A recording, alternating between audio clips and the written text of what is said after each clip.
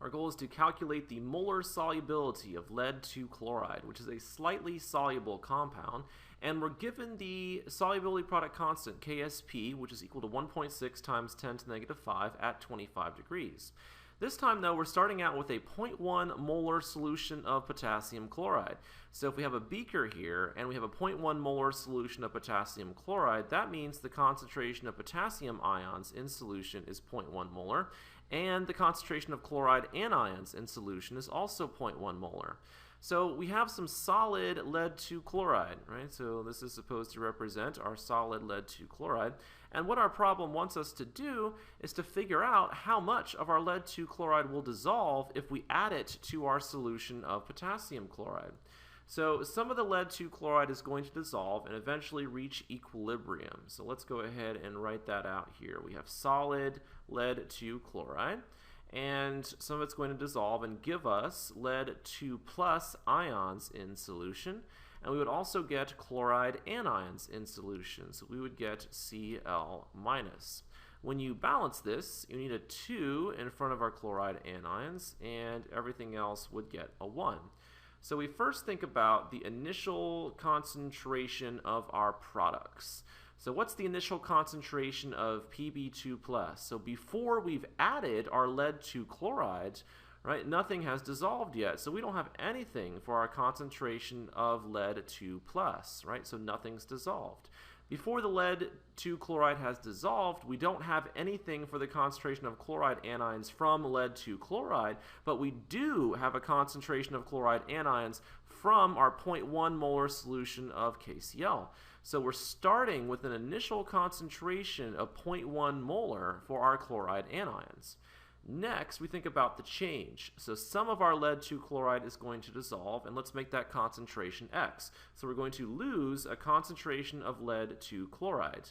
And for every 1 mole of lead 2 chloride that dissolves, we get 1 mole of lead 2 plus ions in solution. So if we lose X for lead 2 chloride, we gain X for lead 2 plus. And for every 1 mole of lead 2 chloride that dissolves, we get 2 moles of chloride anions. So we're going to gain 2x here for our chloride anions. So our common ion for this problem is the chloride anion because we have 2 sources, right? One source was from our potassium chloride, and one source was from our lead 2 chloride. So at equilibrium, right, our concentration of our products would be 0 plus X for lead 2 plus, or X, and 0.1 plus 2X for chloride anions. So this is equal to 0.1 plus 2X.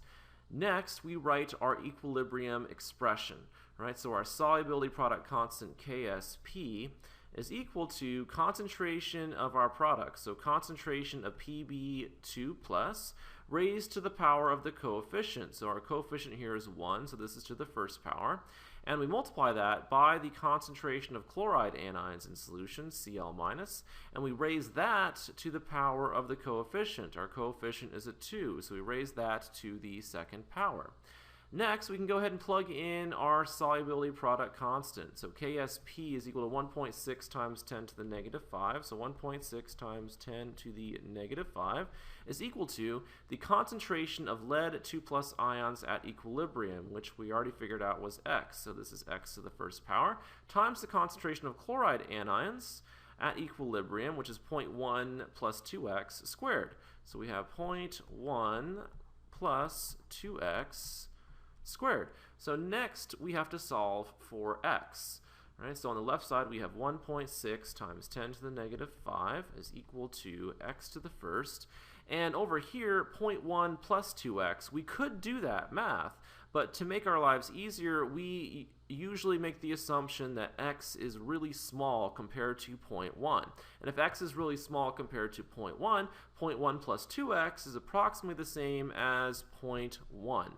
So let's go ahead and put in 0.1. So we have 0.1 instead of 0.1 plus 2x. And 0.1 squared is 0.01.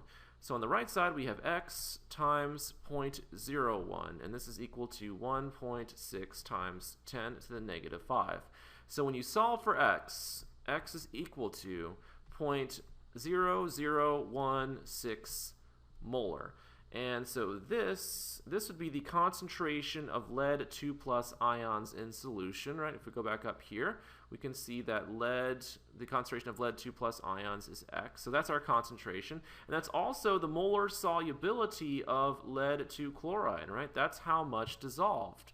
So let's go ahead and write that in here. So our goal was to calculate the molar solubility, and it was equal to 0.0016 molar. Now keep in mind, this is the molar solubility for lead 2 chloride in our solution of potassium chloride. Right? So this is in potassium chloride. In the video on solubility product constant, we found the molar solubility when it was just pure water. And if you look at that video, we calculated the molar solubility to be 0.016 molar. So this was in pure water. So we didn't have any potassium chloride here. And notice what the addition of the potassium chloride did to the molar solubility, right? It decreased the solubility by a factor of 10, right? If you compare these values here, so the solubility in pure water was 0.016, and now the solubility has decreased. It's 0.0016, right? So 1/10 the original solubility. And this is due to the presence of a common ion. Right, and our common ion was the chloride anion. So according to Le Chatelier's principle, right, a system that's disturbed from equilibrium will shift its equilibrium position to relieve the applied stress. So we can use that idea in this situation. So if we think about our reaction being at equilibrium, right, and you increase the concentration of your product here, if you increase the concentration of your chloride anions, right, that's our stress. Our stress is increased concentration of a product. The equilibrium shifts to decrease the stress. So the equilibrium shifts to the left, and the excess chloride ions that we have combine with lead 2 plus ions to form more of our solid. Therefore, we've decreased the solubility of lead 2 chloride due to the presence of our common ion. Notice that KSP doesn't change, right? KSP is still 1.6 times 10 to the negative 5, but the molar solubility has been affected by the presence of our common ion. So a common ion decreases the solubility of our slightly soluble compound, in this case by a factor of 10. So we can use this concept in a laboratory separation. So let's say we had some solid lead 2 chloride, and our goal was to isolate all of the solid. Right? So before we filtered it, we could add a common ion. We could add a source of chloride anions, right? And due to the common ion effect, that decreases the solubility of lead 2 chloride, which means we're going to get more of our solid, because our goal is to isolate as much of our solid as possible. So that's one use for the common ion effect in a laboratory separation.